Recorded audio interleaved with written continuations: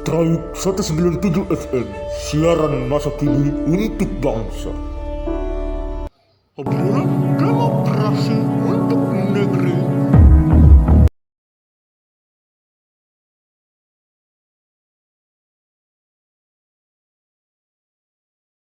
Yang saya lihat cukup kompetitif itu, luar biasa.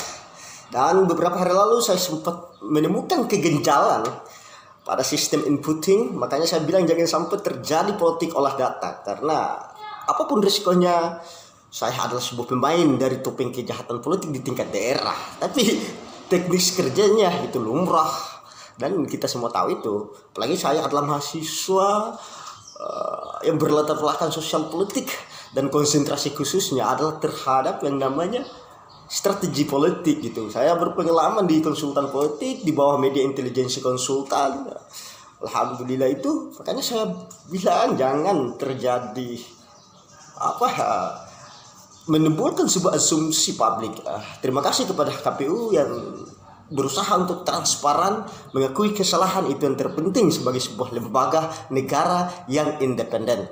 Jadi saya lihat dari sebuah hasil tadi ya belum seberapa gitu kan, dari total DPT yang ada baru 3 jutaan yang masuk kok, dan perbedaannya gitu sangat kompetitif. Ingat bahwa kita harus berlapang dada untuk menerima hasil akhirnya.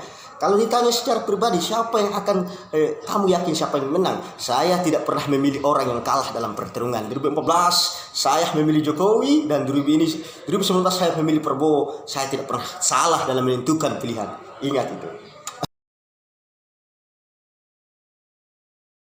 Terima kasih Mbak Tesla. Pendengar setia Traik 197 FM dimanapun berada, saya di sini menyampaikan beberapa hal terhadap para pendengar, bahwa dalam survei itu jangan dulu kita berbicara soal kredibilitas yang kita miliki sebagai sebuah ukuran akurasi, ukuran kepercayaan rakyat, ukuran kepercayaan responden, ukuran kepercayaan masyarakat. Tapi yang kita perlu bicarakan adalah tingkat keindependensian kita. Jadi kalau nggak independen, kredibel itu nggak bisa diukur ya. Karena keindependensian itu sebagai sebuah sarana untuk bagaimana mengukur kredibilitas dari lembaga survei yang ada. Mengapa sampai Pak Prabowo kalah dari sisi rilisan hasil quick count? Sederhana jawabannya. Sebab ada kemungkinan tertentu di mana lembaga survei sengaja melakukan pemetaan untuk mengukur di mana di local area recapitulation yang menjadi ukuran bahwa di situ adalah basis-basis ataupun tempat-tempat yang akan atau sudah pasti dimenangkan oleh pasangan-pasangan tertentu. Ini tergantung tingkat pemesanannya, kita nggak bisa pungkiri. Jadi objek survei itu menjadi penentu dari hasil survei. Itu adalah tingkat akuisisinya. Jadi tingkat akurasi itu berdasarkan tingkat. Pertanyaannya itu sangat sederhana, dan jawabannya itu bagaimana lembaga survei bekerja untuk merilis sebuah hasil quick count. Sederhananya bahwa lembaga survei itu pertama akan melakukan sebuah ataupun merekrut yang namanya relawan. Setelah relawan itu direkrut, relawan sudah disiapkan, sudah tentu mereka juga akan melakukan pembekalan teknis terhadap relawan-relawan yang ada. Sebelum relawan-relawan itu direkrut, terus dibekali dengan pengetahuan teknisnya, sudah pasti mereka sudah melakukan sebuah pemetaan ataupun titik-titik tertentu yang dijadikan sebagai objek, ataupun istilahnya itu area local recapitulation, sampel recapitulation, area di mana mereka menempatkan relawan mereka sebagai tempat untuk dijadikan sampel dalam merekapitulasi ataupun merepresentasi hasil daripada pemilu yang ada gitu, hasil dari pemilihan yang ada seperti itu. Jadi sederhana. Di situ pun mereka bisa akan bermain bermain curang dan lain-lain, itu gampang di situ karena mereka sudah memiliki sebuah peta blok ataupun pemetaan basis, dan relawan-relawan mereka akan menempatkan di titik-titik yang mereka sudah tentukan seperti itu, Mbak.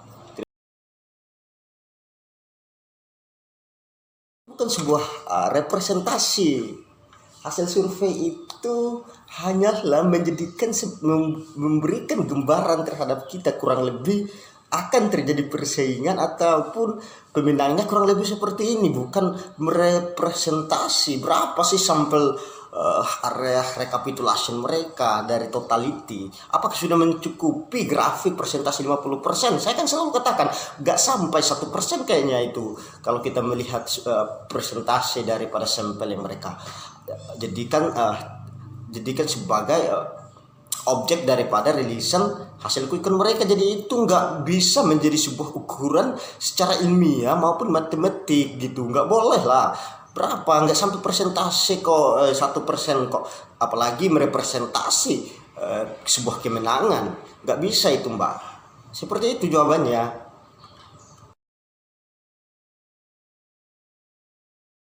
Perbedaan dalam rilisan hasil survei, saya bilang objek survei tingkat akusisi itu akan mempengaruhi tingkat akurasinya. Setelah itu objek survei akan menentukan hasil akhir daripada survei tersebut gitu. Kenapa harus ada perbedaan secara real count? Karena terjadi perbedaan daripada objek survei yang ditentukan oleh lembaga-lembaga yang merilis hasil quick count. Gitulah. Jadi sederhananya kenapa harus ada perbedaan? Memang itu tergantung objek survei ataupun tempat lokal area sampel recapitulation. Kalau misalkan aku punya lembaga survei, Mbak Tesna dan pendengar-pendengar lain punya lembaga survei, lalu kita menempatkan relawan-relawan kita pada tempat-tempat yang berbeda, akan mendapatkan sebuah hasil yang berbeda.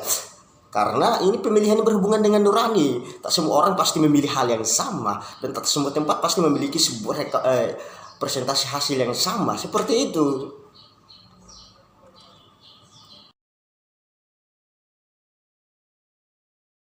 Tidak ada kegenjalan yang berarti, Mbak Tesna dan semua pendengar.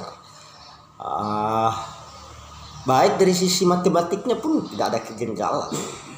Yang terjadi adalah sebuah disoption ataupun hampir tidak bisa disinkronkan dengan real count. Mengapa demikian?